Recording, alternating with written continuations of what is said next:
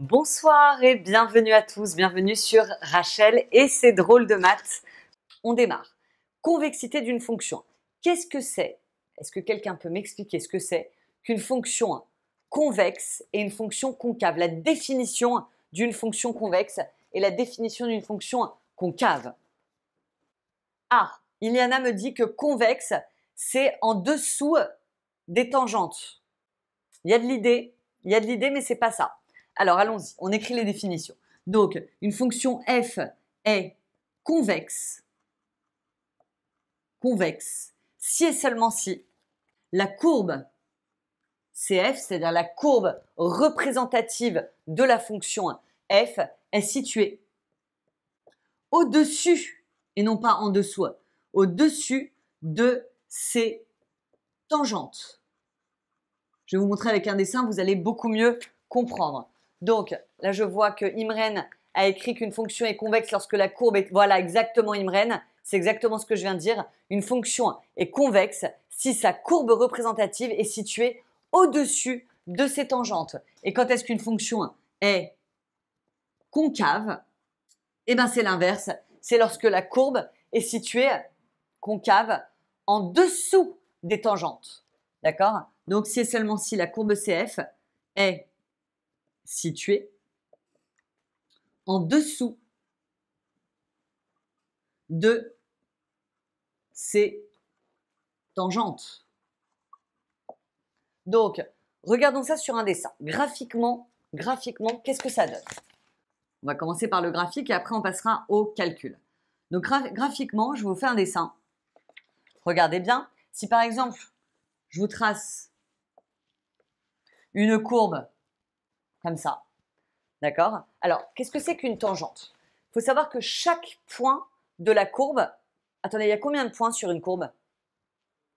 Il y a combien de points sur la courbe que j'ai tracée là? Bien sûr, Ilan et Iliana me disent une infinité. Il y a une infinité de points sur une courbe. Eh bien, il faut savoir que chaque point de la courbe a sa propre tangente. Mais qu'est-ce que c'est qu'une tangente? Regardez. Si je prends ce point-là, là, la tangente, elle est comment? Elle est comme ça, regardez. Une tangente, c'est une droite qui vient longer la courbe et la toucher en un point précis. D'accord? Donc la tangente en ce point, elle est comme ça. La tangente ici, vous voyez comment elle est? Donc là, les tangentes rouges, elles sont comment? Elles sont situées en dessous de la courbe. Donc la courbe est au-dessus des tangentes. La courbe est au-dessus des tangentes. Donc ici, on est en convexe. Et concave, c'est quand les tangentes sont en dessus. Regardez. Là, la tangente, elle est au-dessus de la courbe. Ici, vous voyez que la tangente aussi. Donc, ici, on est convexe. Ici, on est concave. En fait, c'est vraiment l'orientation. Convexe, on est comme ça. Et concave, on est vraiment… Alors moi, je le retiens toujours en me disant que concave, c'est comme une cave. Vous savez, une cave à vin, comment c'est? C'est comme ça. Donc, c'est un bon moyen de le retenir. Concave, ça ressemble à une cave. Et convexe, c'est dans l'autre sens. Alors, quand on passe de convexe, donc ici c'est convexe. Et ici, c'est concave. Ok? Quand on passe de convexe à concave, on a un point qui s'appelle comment? Iliana l'a écrit. Concave à convexe ou convexe à concave, on a un point qui s'appelle le point d'inflexion. Alors, j'ai souvent les élèves qui me disent, mais comment on le voit, le point d'inflexion? Il n'est pas évident à trouver. Moi, je dis toujours qu'il est un peu en milieu de pente. Regardez, là, on est convexe. Et puis, par ici, c'est pas forcément sur l'axe. Hein. Il y a beaucoup d'élèves qui me disent, ah bah oui, c'est quand on croise l'axe des abscisses. Pas du tout. D'accord? Il y a un point où la tangente, elle va être traversante. C'est-à-dire qu'elle va passer de en dessous de la courbe à au-dessus de la courbe. Vous voyez ou pas là?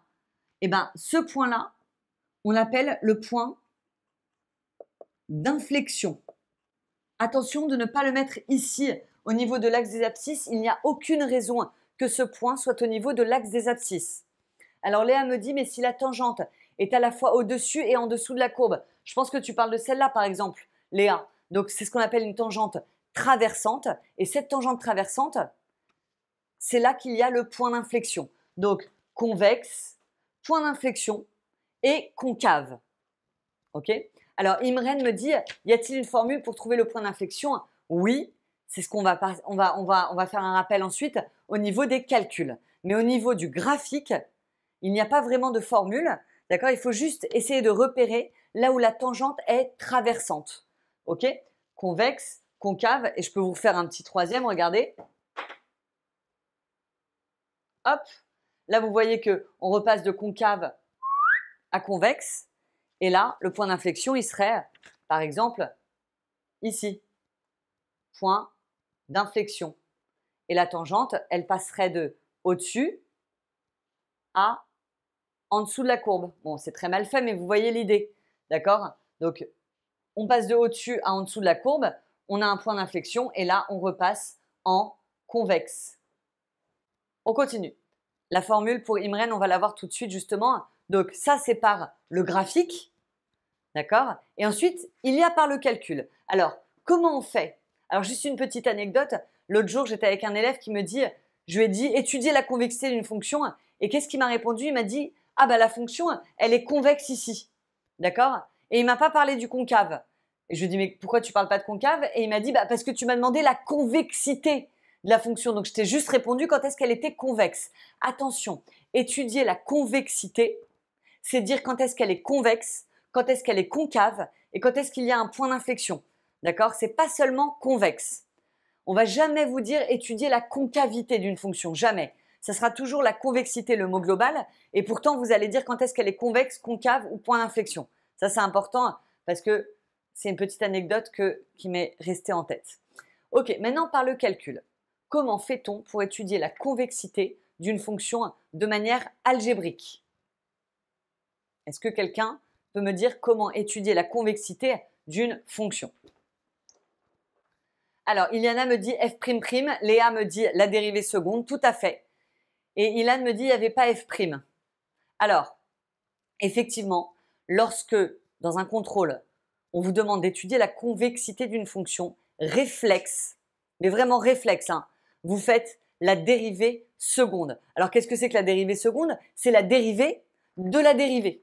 Ok? Donc, algébriquement, pour étudier la convexité d'une fonction, on calcule f''. Alors, une fois qu'on a trouvé f'', Iliana, Léa et les autres, hein, vous êtes plus de 20 connectés ce soir, comment fait-on une fois qu'on a calculé la dérivée seconde pour étudier la convexité? On va faire le signe, tout à fait, Clérin. Donc, en effet, regardez, si f'' de x est positive, alors, donc ça va dépendre du signe de f''. Hein. Si f'' est positive, alors qu'est-ce qui se passe? Ah, dommage Ilan, tu avais une chance sur deux. Hein. Donc si f'' est positive, elle est convexe. F est convexe. Tandis que si f'' est négative, eh ben forcément, elle est concave. Alors j'ai encore un petit moyen mémotechnique. Imaginez que vous êtes dans l'ascenseur et que vous voulez aller à la cave. Vous appuyez où? Vous appuyez au -1, au -2. Vous appuyez dans les négatifs. Donc, lorsque f'' est négative, alors f est concave. On pense à la cave. D'accord? Et positif, convexe, c'est l'autre. Et dernière chose, si la fonction f'' s'annule, attention, je vais crier, j'espère que je ne vais pas vous réveiller, si elle s'annule en changeant de signe, très important, en changeant de signe. Alors, dans ces cas-là,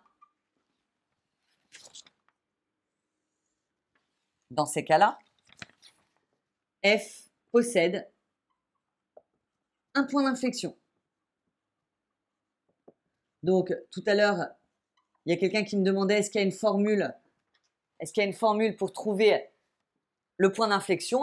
Il faudra regarder quand la dérivée seconde s'annule en changeant de signe. C'est important le en changeant de signe. Et à ce moment-là, il y aura un point d'inflexion. On va s'entraîner maintenant sur tout ce que je viens de dire. Le rappel de cours est fini. Et maintenant, il faut qu'on bosse. Il faut qu'on s'entraîne. Donc, tout le monde prend le polycopier que j'avais demandé d'imprimer. On va prendre l'exercice 1. Comme d'habitude, je vous laisse toujours un petit peu de temps pour le chercher sans moi. Pas longtemps, vous me connaissez, hein, j'aime pas trop les temps, les pauses. Donc, je vais vous laisser 2 minutes chrono. C'est pas beaucoup, je sais, mais c'est pas grave. Je vous laisse 2 minutes pour essayer de faire l'exercice 1 et dans 2 minutes, on se retrouve. À tout de suite. Alors, est-ce que quelqu'un a envie de passer à l'oral avec moi pour essayer de faire l'exercice 1? Léa, qui veut bien essayer, super. Léa, Monsieur Robot va t'activer ton micro. En attendant, j'essaye de faire la courbe au tableau. Bonsoir, vous m'entendez? Comment ça va, Léa? Très bien, et vous, merci. Bah, super. En pleine forme. Super. Alors, attends. J'essaie de dessiner à peu près la courbe CF. En gros, ça donne ça. Et on te demande dans la première question de dresser le tableau de variation de F. Alors là, vous allez dire, mais attends, elle s'est trompée de chapitre. On veut parler de la convexité et là, elle nous parle des variations. Je voulais quand même faire un petit récap pour être sûr que vous distinguez bien les variations d'une courbe et la convexité. C'est deux choses tellement différentes que je voulais revoir avec vous ce genre de choses. Donc Léa, qu'est-ce que tu ferais pour faire le tableau de variation d'une fonction? Alors, déjà, j'ai regardé pour quelle valeur de x la fonction, elle changeait de variation. Tout à fait. Du coup, on voit que l'intervalle, c'est -3, 6. Ok, donc déjà, la première chose, et tu as complètement raison, c'est de regarder le domaine. Et le domaine, regardez bien, il démarre ici, donc là, ça vaut -3, et il va jusqu'à, hop, 6. Donc, là, on va à 6. Donc déjà, première chose à faire, mettre le domaine de définition sur notre tableau. Ensuite, j'ai mis les valeurs -1 et 3 parce que c'était le maximum et le minimum. ok, donc là, tu as pris la valeur qui est là, qui est -1, et la valeur qui est là, qui est 3. Ok, donc on les positionne dans le tableau, -1 et 3. Et ensuite Après, j'ai regardé quand est-ce que la courbe était croissante ou décroissante. Ok, alors c'est ce que j'appelle moi, avec mes élèves qui ont l'habitude de prendre des cours avec moi, le Space Mountain. On va juste regarder si la courbe, elle monte ou elle descend. D'accord? Donc effectivement, là, qu'est-ce qui se passe au démarrage? Elle monte. Elle monte, puis elle redescend. Puis elle descend, puis elle remonte. Elle monte. Donc, elle monte, puis elle descend, puis elle remonte. Ok? Alors, maintenant, il faut qu'on remplisse, parce que ça, c'est pas un beau tableau pour l'instant. Qu'est-ce qu'on ajoute? J'ai regardé les images de X. Tout à fait. Donc ici, ça nous donne 1. Donc là, vous voyez qu'on démarre à 1 ici au niveau des valeurs de Y cette fois-ci. Ensuite, on monte jusqu'à combien? 3. Puis on descend jusqu'à 0. Jusqu'à 0. Et ensuite, on remonte à environ 5. Ouais, à peu près. T'as dit combien, toi? 1,5. Ouais, 1, 2, 3, 4, 5,5 à peu près. Ok. Est-ce qu'il est complet, notre tableau? Non, on n'a pas mis f de x. Ok, donc là, on va mettre f de x. Et j'ai fait un truc bizarre là-haut, c'est pourquoi? Pour le signe de la dérivée. Non? Exactement. Prenez l'habitude, quand vous faites un tableau de variation, vous êtes en terminale, de faire apparaître, même si ce n'est pas demandé, le signe de la dérivée, f'. Donc f' ici est positive, puisque ça monte, puis négatif. Et enfin positif encore. Et à chaque fois qu'on passe de positif à négatif ou de négatif à positif, qu'est-ce qui se passe? Elle s'annule en 0. Elle s'annule avec 2 bulles. Parfait. Ça, c'est bien, Léa. Bon, mais ça, d'ailleurs, pour ceux qui sont pas trop à l'aise avec ça, j'avais fait un live qui s'appelle Dérivation. Donc, n'hésitez surtout pas à aller voir mon live où je refais beaucoup de choses comme ça. On reste avec Léa encore un petit peu. Et maintenant, moi, ce qui m'intéresse, c'est la question 2, qui est le vrai thème du cours d'aujourd'hui, convexité. On vous demande d'étudier la convexité de F, puis d'en déduire le tableau de convexité. Alors, quand on regarde notre dessin, elle est convexe ou concave? Elle est les deux. Elle est les deux. Raconte-moi. Dans un premier temps, elle est concave et ensuite elle devient convexe. Alors, effectivement, regardez bien. Là, elle est concave. Ça ressemble à une cave au début. Et ensuite, elle passe en convexe. Tout à fait. Alors, tu dirais qu'elle est concave jusqu'à quoi? Je sais pas trop, peut-être C'est pas jusqu'au... évident, hein? C'est pas évident de trouver la valeur où ça passe de concave à convexe et on vous en voudra jamais de vous tromper un petit peu pour ça. D'accord? Pourquoi c'est pas évident? Parce que les tangentes ne sont pas tracées là. Donc, il faudrait qu'il nous trace la tangente traversante. Moi, je dirais que la tangente traversante, alors on voit pas bien sur mon dessin, mais elle est plus vers là. Vous voyez, moi, je dirais qu'elle est à peu près en 1. En 1. Si vous regardez vos dessins, en 1, je dirais que la tangente, elle est traversante. Maintenant, regardez, elle passe de au-dessus à en dessous de la courbe. Maintenant, si vous me mettez, par exemple, 1,5, je vous en voudrais jamais. Si vous mettez 0,5, je vous en voudrais pas non plus. Par contre, si vous mettez moins 1 ou 3, c'est une faute que je vois souvent, là, c'est grave. OK? Donc, elle est concave, jusque-là à peu près, puis convexe. Au niveau de la rédaction, ça donne quoi? Ça donne F est concave sur... Je t'écoute, Léa. Moins 3, 1. Moins 3, 1. Puis, F est Convexe. sur 3, 6. 1, 6. Ah oui, pardon, 1, 6. Très bien. Et on peut rajouter que F possède Point d'inflexion. un point d'inflexion. Alors, j'ai un peu la flemme, donc moi, j'écris PI. Évidemment, en contrôle, je vous interdis ce genre d'abréviation. Point d'inflexion en 1. Alors, oui, en 1. Merci beaucoup, Léa. Merci. Alors, attendez, j'avais rajouté une petite question. Étudier la convexité, donc c'est ça, étudier la convexité. Puis, en déduire le tableau. Alors, moi, j'appelle ça le tableau de convexité. C'est un tableau qui ressemble un petit peu à celui-là, mais regardez bien comment je le fais. Moi, j'appelle ça les tableaux magiques. D'accord? Donc là, il y a le premier tableau qui est le tableau de variation que vous maîtrisez depuis l'année dernière normalement. Et le tableau de convexité, il ressemble à quoi? Regardez. Alors, il commence pareil. C'est-à-dire, vous avez X, vous avez le domaine, moins 3 à 6. Et là, vous allez voir, il ressemble un petit peu à un drapeau, ce tableau. Regardez. Vous faites une ligne petite, une ligne grande et une dernière ligne petite. Alors, qu'est-ce qu'on va mettre dans ce tableau? Tout le monde ne le fait pas, d'accord? Mais moi, je trouve qu'il est très pratique. On va d'abord mettre ici F''. Ici, on va mettre F'. Et ici, on mettra F tout court. Alors, F, ici, on a la fonction F en rouge. On a vu avec Léa qu'elle était concave sur moins 3, 1. Donc là, on va mettre concave. Ensuite, en 1, je vous mets ça comme ça. En 1, on a un point d'inflexion. Et ensuite, elle passe en convexe. Alors, une fois qu'on a rempli concave et convexe, c'est facile de remplir le reste. Pourquoi? Parce qu'on a dit tout à l'heure dans le rappel de cours que lorsqu'une fonction était concave, sa dérivée seconde était négative. Pensez à l'ascenseur quand vous allez à la cave, donc négatif.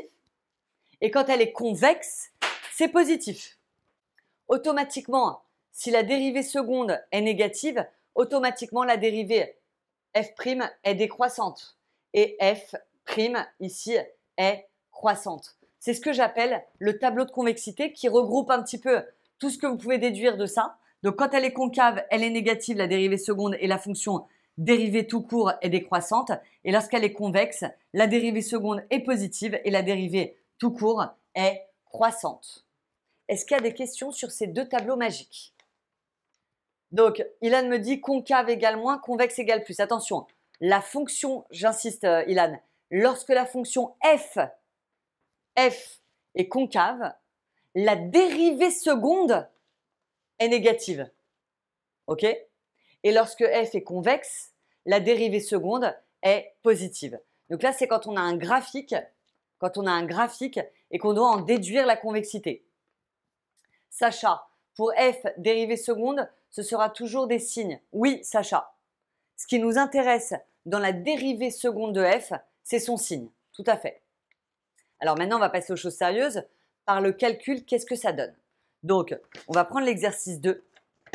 Regardez-le. Et on vous dit dans chaque cas, calculez la dérivée seconde, puis en déduire la convexité. D'accord? Donc, je vais vous laisser 1 minute chrono pour essayer la première. Premièrement, vous dérivez. Deuxièmement, vous dérivez la dérivée. D'accord? Et vous enchaînez sur ce tableau-là. Allez, tout le monde me prend l'exercice de la première fonction et vous me faites la dérivée seconde. À tout de suite. Exercice 2. Alors, Ilan, ça va Ilan? Oui. Oui. Oui. Alors, on prend la fonction f de x égale 4x au cube moins 3x carré plus 7x moins 20. Évidemment, qu'on va définir sur l'ensemble R. Pourquoi le domaine c'est R, Ilan? C'est hors sujet, mais pourquoi? Bah, c'est une fonction et ils n'ont pas dit le domaine, donc. Oui, tu as raison, j'aurais dû même, c'est mon erreur. J'aurais dû préciser le domaine dans l'énoncé. Comme je ne l'ai pas précisé, je le précise sur le tableau. Mais pourquoi c'est R?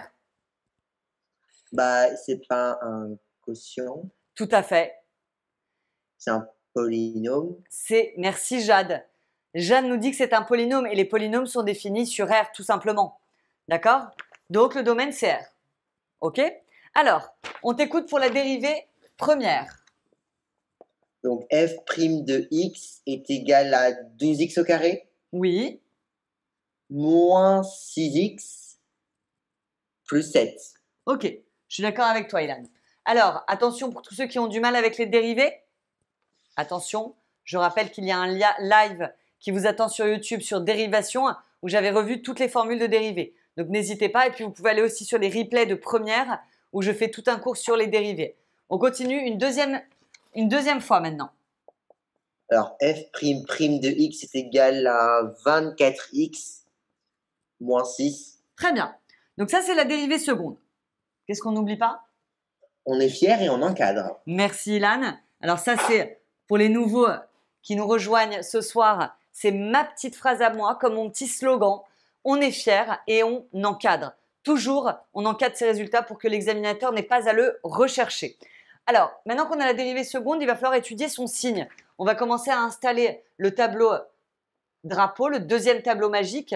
Le domaine étant R, on se positionne sur moins l'infini plus infini. On va mettre une ligne pour f'', une ligne plus grande pour f', et celle qui m'intéresse le plus, c'est la dernière, avec f. Alors, comment on fait le signe de ça, Ilan? Bah, donc déjà, donc cette fonction, elle s'annule en Ouais. 0. Alors, il faut regarder effectivement, quand on vous demande de faire le signe d'une fonction affine, c'est des choses que vous avez fait en seconde normalement, vous regardez quand est-ce qu'elle s'annule. Donc, vous faites 24x moins 6 égale 0, ça nous donne quoi ça? Ça nous donne x est égal à 6 et x est égal à 6 sur 24, ça fait un quart. Exactement. 6 sur 24 qui me donne un quart. Ce un quart là, vous allez le positionner dans votre tableau, ici. Ensuite, qu'est-ce que je fais? Alors, pour f'', un quart, on va mettre une bulle. On va mettre une bulle à un quart. Très bien, puisque c'est la valeur qui annule la fonction affine. Et ensuite, au niveau des signes, je fais comment? Bah, donc là, c'est sous la forme ax plus b. Donc là, on va regarder le signe de a. Exactement. Vous voyez ce qu'il y a devant le x, là, le 24? C'est ce qui vous permet de positionner le signe. Si c'est positif, ce qui est le cas là, vous mettez ce signe-là à droite de la bulle. Ok? Si c'est négatif, dans ces cas-là, vous mettrez moins. Là, c'est plus et du coup, ici, c'est moins. Ensuite, maintenant que j'ai trouvé le signe de f'', qu'est-ce qu'on peut dire, Ilan? Bah déjà, alors pour les variations de f', on peut dire d'abord qu'elle est décroissante, puis elle est croissante. Ok, je fais une pause de 2 secondes. Là, vous seriez en droit de me dire, mais Rachel, pourquoi tu fais ça alors qu'on te demande la convexité? Et vous avez raison, c'est un peu hors sujet de faire les variations de f'. On n'en a pas besoin. Mais je veux juste que vous preniez l'habitude de le faire au cas où vous en ayez besoin. Mais c'est vrai que cette ligne-là, pour le coup, elle sert à rien là. D'accord? Moi, ce qui m'intéresse, c'est de trouver la convexité. Alors, quand c'est moins, on a dit que c'était comment? Concave, Concave. Ensuite, quand c'est plus, convexe, très bien, Ilan. Et attention, quand la dérivée seconde s'annule en changeant de signe, s'annule en changeant de signe, ce qui est le cas là. On passe de moins à plus et il y a une bulle, alors forcément il y a un point d'inflexion. Un point d'inflexion. Et si on voulait vraiment rendre une copie parfaite, vu que la question c'était étudier la convexité, il faudrait faire des phrases. Je vous le fais à l'oral. Sur moins l'infini un quart, la fonction f est concave. Sur un quart plus l'infini, la fonction f est convexe. Et f possède un point d'inflexion en un quart. Voilà ce que vos profs attendent de vous au niveau de la rédaction. Alors, Clérin qui me dit pourquoi à droite. Donc, ça c'est une fonction affine. D'accord? Comment on fait pour étudier le sens d'une fonction? Tu sais que là, une fonction affine, c'est une droite. Donc, en gros, elle ressemble à quoi ta droite? Vu que le coefficient directeur est positif, elle va être croissante. Et donc, du coup, c'est moins, bulle en un quart, et ensuite plus, moins et plus. Et donc, du coup, moi, comment je le fais retenir à mes élèves? Je dis, vous regardez le A, et ben c'est toujours le signe de A à droite de la bulle. D'accord? Ok, on continue? Vous passez tous à la fonction 2. J'ai rajouté des exponentielles. Eh bien oui, parce qu'il y a la fonction exponentielle que vous maîtrisez normalement depuis l'année dernière. Donc, j'ai rajouté des exponentielles. Oui, je vois Iliana qui me dit « aïe ». N'hésitez pas à aller voir les replays de première. J'ai fait 2 replays sur les fonctions exponentielles. Donc, surtout, si vous sentez que vous n'êtes pas à l'aise sur la fonction exponentielle, on repart un petit peu en arrière. Replay sur la fonction exponentielle qui vous attend sur YouTube. En attendant, là, il faut que vous soyez à l'aise. J'ai une petite question avant de me taire. Quelle est la dérivée? On a Ilan qui est toujours connecté ou pas? Non. Alors, quelle est la dérivée de la fonction exponentielle? Jade qui me dit elle-même, tout à fait. La dérivée de e de x, c'est e de x. Je me tais, vous avez 1 minute chrono. Allez, 2 minutes, je suis sympa. Je vous laisse 2 minutes pour essayer de me faire la convexité de la fonction numéro 2. À tout de suite. Alors, là, il faut dériver une première fois. La dérivée qu'on va utiliser, c'est la dérivée u sur v. Le domaine de définition, c'est également r, tout simplement parce que, théoriquement, il y a un quotient, mais la fonction exponentielle ne s'annule jamais. Donc, aucun problème de définition. On va donc poser u et v, puis u' et v'. Alors, u, c'est x, v, c'est e de x. La dérivée de x, c'est 1. Et la dérivée de e de x, c'est e de x. Ok, alors la formule de u sur v, j'espère que vous la connaissez tous. Hein. U'(v) moins v'(u), le tout sur v carré. Donc, ça me donne u' fois v, c'est-à-dire 1 fois e de x, moins v' fois u, ça fait x fois e de x, le tout sur v au carré, c'est-à-dire e de x, le tout au carré. Alors, on a une question. Il y en a qui disent on ne devrait pas mettre u de x. On peut mettre effectivement, il y a certains profs qui sont assez exigeants là-dessus, u de x, v de x, u' de x et v' de x. Et d'ailleurs, je peux le mettre si vous le souhaitez, mais il y a beaucoup de profs qui laissent u, v, u', v' et c'est pas très grave. Donc, u de x, u' de x, v de x et v' de x. Ok? Alors, j'ai pas fini, Elisa. Donc, une fois qu'on a fait ça, on s'arrête surtout pas là. Et effectivement, on va factoriser. On va factoriser par quoi, Elisa? Pensez à factoriser systématiquement. Hein. On va factoriser par l'exponentielle. Regardez bien ce que ça donne. E de x ici et ici. Si je le mets en facteur, ça me donne quoi? Ça me donne e de x, facteur de 1 moins x. C'est pour ça d'ailleurs que j'avais laissé le 1 pour pas qu'on l'oublie, sur e de x au carré. Mais e de x au carré, qu'est-ce que c'est? C'est e de x fois e de x. Pourquoi je dis ça? Parce que regardez ce qui se passe là. C'est magique. Vous pouvez barrer un e de x en haut et un e de x en bas. Il nous reste donc 1 moins x sur e de x. Mais on n'a pas fini. On n'a pas fini. Pourquoi? Parce qu'il faut redériver une deuxième fois. On vous demande la convexité là. Donc, on est reparti pour un tour.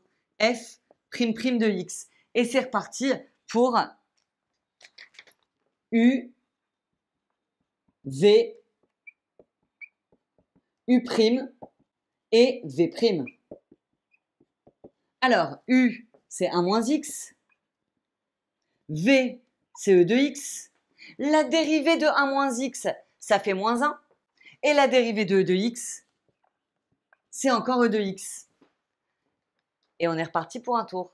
Donc, la formule, c'est U' fois V, c'est-à-dire moins 1 fois E de X, moins V' fois U, c'est-à-dire E de X facteur de 1 moins X. Tout ça encore sur E de X au carré. Et on va refactoriser à nouveau par l'exponentielle. Hop et hop. Ça nous donne donc E de X. Là, il faut faire attention au signe. Facteur de moins 1. Moins 1. Et là, moins et moins, ça fait plus X. Prenez bien votre temps pour ne pas vous tromper. Le tout sur E de X au carré, c'est-à-dire E de X fois E de X. À partir de là, vous pouvez à nouveau barrer un E de X en haut et un E de X en bas. Et la fonction dérivée seconde, f' de x, est égale à moins 2 plus x, ou on peut aussi écrire x moins 2 sur E de x. Ouh, on est fiers. On a de quoi être fiers, hein. Donc, on encadre. Et maintenant, déjà, j'attends vos questions. Alors, Ilan me dit, est-ce que ça va si dans f de x, on met x, E de x, moins x?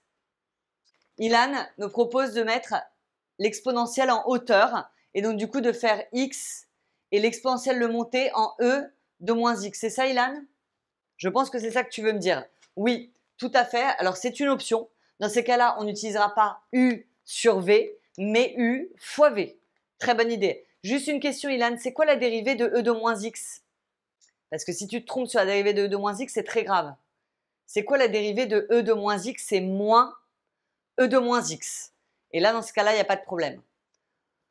Maintenant qu'on a la dérivée seconde devant les yeux, comment fait-on pour dresser le fameux tableau numéro 2?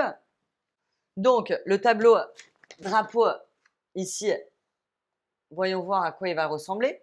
Donc, le domaine, on a dit que c'était R, moins l'infini plus l'infini. Une petite ligne pour f'', une grande ligne pour f' et la dernière pour la convexité. Donc, f'' est là. Déjà, première chose, une exponentielle est forcément comment? Alors, Iliana me dit positive, Imren et Léa aussi. Effectivement, l'exponentielle qui est en bas est toujours, absolument toujours positive. D'accord? Donc, quel que soit le x appartenant à R, pour tout x appartenant à R, l'exponentielle est strictement positive. Donc, votre dérivée seconde, f'', dépend du signe uniquement du numérateur et du signe de x moins 2. Mais x moins 2, c'est une fonction affine comme tout à l'heure qui s'annule en 2. Donc vous mettez un 2 ici, une bulle. Qu'est-ce qu'on a devant le x? On a un 1, donc plus à droite et moins à gauche. La fonction f' est donc décroissante puis croissante, mais ça c'est un petit peu hors sujet, on a dit. Et ce qui est intéressant, c'est la dernière ligne. Quand c'est moins, c'est concave. Quand c'est plus, c'est convexe. Et quand on passe de concave à convexe et que la dérivée seconde s'annule en changeant de signe, alors on a un point d'inflexion. Point d'inflexion en 2. Donc, si on veut faire plaisir à son examinateur, on rajoute des phrases. La fonction f est concave sur moins l'infini 2, convexe sur 2 plus l'infini, et elle possède un point d'inflexion en 2. On passe à la troisième. 1 minute chrono pour la chercher. Alors, Marina, on va t'activer ton micro pour la... On va t'activer ton micro pour la troisième fonction. La fonction numéro 3 est donc x au carré moins 2x plus 2 fois e de x. Et je t'écoute, le domaine c'est R à nouveau. Comment ça va, Marina? Très bien, merci. Alors, dis-moi tout. Comment on dérive cette fonction, Marina? Du coup, j'ai fait comme si c'était U fois V. Tout à fait. Donc déjà, on va Avec- commencer par poser les fonctions U, V, U' et V'. Je t'écoute. Du coup, pour U, c'est x carré moins 2x plus 2. Ouais, Et donc, cette dérivée, ça va être 2x moins 2. excellent. Et Et V? pour V, c'est EX, enfin exponentielle de x. C'est la même chose pour V'. Tout à fait. C'est quoi déjà la formule, Marina, pour U fois V? Du coup, c'est U'V plus UV'. U' V plus UV'. U' V plus V' U. Je t'écoute. Du coup, ça va être 2x moins 2, Qu'est-ce qu'il ne faut pas oublier là? entre parenthèses, Bien sûr, entre parenthèses, facteur de, exponentielle de x. tout à fait, plus, Entre parenthèses, x carré moins 2x plus 2, fermer la parenthèse et exponentielle de x. très bien. Alors, qu'est-ce qu'il ne faut pas oublier là? Avant de... J'ai voulu factoriser par l'exponentielle. Voilà, comme tout à l'heure, on va mettre l'exponentielle en facteur. C'est la clé du succès quand il y a des exponentielles. Alors, qu'est-ce qui va nous rester? Là, il va y avoir le 2x moins 2, le plus, Avec, et tout ça. Ça fait quoi au final? ça va nous faire... Enfin, le 2x moins 2 va se tenir avec le moins 2x plus 2. Tout à fait. On va rester x carré. Ben voilà. Au final, regardez, ça fait 2x moins 2 plus x carré moins 2x plus 2. Et en fait, il y a plein de trucs qui se barrent là. Le 2x avec le 2x, le moins 2 avec le plus 2. Et au final, la dérivée, c'est x carré fois e de x. Mais nous, ce qui nous intéresse, Marina, c'est quoi? La dérivée seconde. La dérivée seconde. Alors, Enora me dit, est-ce que j'aurais pu développer aussi? Bien sûr. Si tu développes, Enora, tu vas trouver comme moi. Donc, on va passer à la dérivée seconde et on va refaire un petit u fois v là. T'es d'accord? On se met là et on y va. Je t'écoute.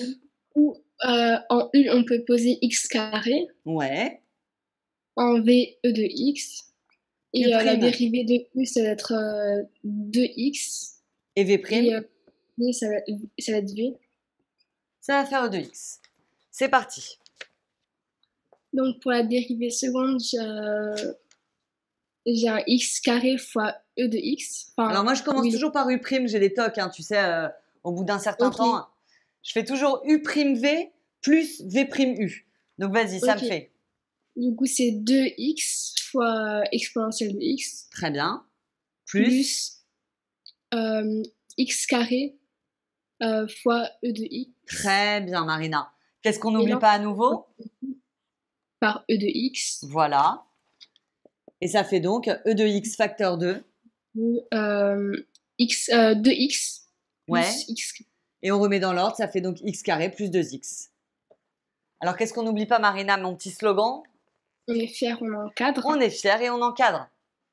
Très bien. Alors, maintenant qu'on a la dérivée seconde, comment on va pouvoir faire le fameux tableau magique? Du coup, il faut étudier son signe. Ouais. Le signe de ça. Sauf que pour e de x, on sait déjà que ça va être positif. Très bien. Donc déjà, la première chose comme tout à l'heure, c'est de dire que pour tout x appartenant à R, l'exponentielle est toujours positive. Donc, Ça va dépendre de x carré plus 2x. voilà, tout va dépendre. F'' est du signe de x carré plus 2x. Alors, comment on fait le signe de x carré plus 2x, Marina? J'ai voulu factoriser par x. Ok, qu'est-ce qu'on aurait pu faire d'autre, mais qui était moins judicieux? Delta. Enfin, Bravo, bravo Léa et bravo Marina. On aurait pu faire un delta pour ça. Mais c'est dommage. C'est dommage de faire un delta. Pourquoi? Parce que x carré plus 2x, on peut le factoriser par... x. Exactement. Donc x carré plus 2x. Si on factorise par x, ça me donne x facteur 2. X plus 2. Et ça nous permet de trouver directement, sans faire le delta, les deux bulles, les deux valeurs qui annulent ce polynôme. C'est en quelle valeur que ça s'annule du coup? Du coup, un x égale 0. Et 0 et x égale moins 2. tout à fait. Donc on positionne le moins 2 et le 0 là-haut. Ici, comme tout à l'heure, petite ligne pour f', grande ligne pour f. Attends, petite ligne pour f', grande ligne pour f' et petite ligne pour f. On fait nos deux bulles pour moins 2 et 0. Au niveau du signe, qu'est-ce qui se passe là? J'ai d'abord dit que c'était moins Pourquoi? à propos du x carré plus 2. Alors attends, comment on fait le signe d'un polynôme du second degré? On place ces bulles, donc les valeurs des racines, on appelle ça les racines, et oui, attention, signe de x. signe de A. Oui. Okay. Signe de A à l'extérieur des bulles. Donc là, le A, c'est ce qu'il y a devant le x carré, c'est un 1. Ok? Donc signe de A à l'extérieur des bulles, c'est-à-dire ici positif à l'extérieur et négatif à l'intérieur. N'hésitez pas à aller visionner. Si vous avez du mal là-dessus, vous avez un trou de mémoire. Il y a un replay qui s'appelle équation et inéquation du second degré et je fais un rappel là-dessus. N'hésitez pas, ça prend 40 minutes et au moins c'est clair dans vos têtes. Signe de A à l'extérieur, signe de moins A à l'intérieur. La fonction f' est donc comment? Elle va d'abord être positive. La fonction f'. Enfin, croissante, pardon, je veux dire. Ouais. Croissante, puis décroissante. et enfin. Mais ce qui m'intéresse, moi, c'est ça.